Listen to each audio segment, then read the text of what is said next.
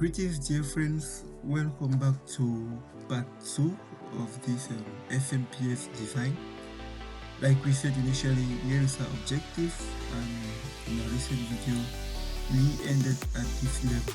So now for this part, we are going to generate the necessary voltage that is going to be inputted to our half-bridge topology circuit.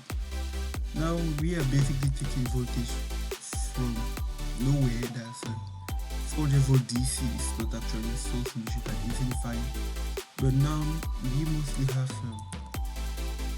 voltages from our socket, so we are going to make use of the AC supply. Now what comes from our AC supply is of Rubin's square value 220 volt. I don't know how much it is in the country, but where I am, we have Rubin's square value 220, and peak value, that is our amplitude here, is going to be 312 with a frequency of 50 hertz. Now there's no time to leave. We are not going to consider the solution, counterfactor, not consider. Now once we have our sign and our AC voltage for the socket, we will put in place a full bridge rectifier. This full bridge rectifier comes in place to convert AC down to DC. If we have a peak of approximately 312, though it's 311 if you calculate from root 2 times 220. Now getting an input to the bridge rectifier. Okay, after the bridge rectifier, we get to put in place capacitor that's going to filter the output DC, which will be made up of ripples.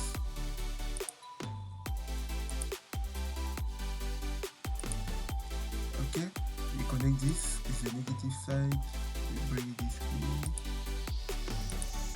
and that's it. So we are getting somewhere closer to this.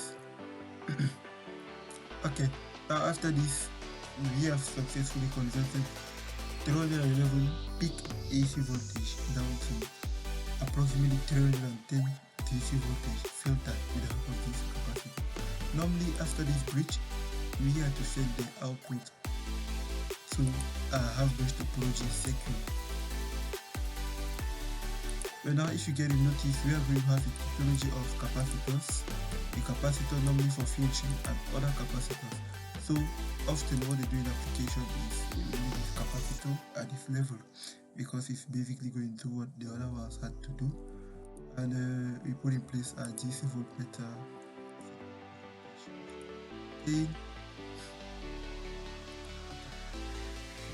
That's it for our circuit. We talked already about the half-bridge topology circuit, how it works. So basically here we are coming to add how to make use of the voltage from our socket to obtain the desired DC voltage we want at the level of the output. So let's get to simulate that together. Okay, like I said, here is the value of 310 volt approximately from our voltmeter as is indicated.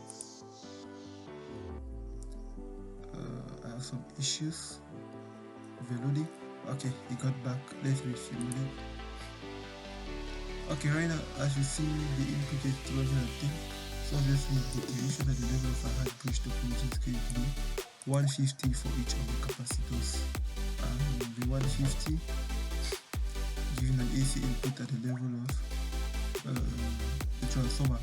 Now the lesser value is actually not really going to show you the peak value. What you are going to see is the working square value, and this gets to result and give us a 21.4 volt. So to control the output voltage in which you are dealing with here, we tend to play around with the turn ratio of this transformer.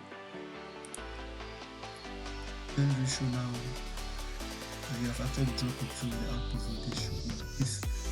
In this our simulation, ideal voltage we require is 24 volt. We raise it at 25 volt. So that's it for this session. Hope you subscribe to keep track of the journey in this SMPS design, as we are going to obviously complete it in switching this LFF with the use of a Arduino microcontroller that's at Mega 328 keys. So So hoping to see you guys in the next videos. Bye.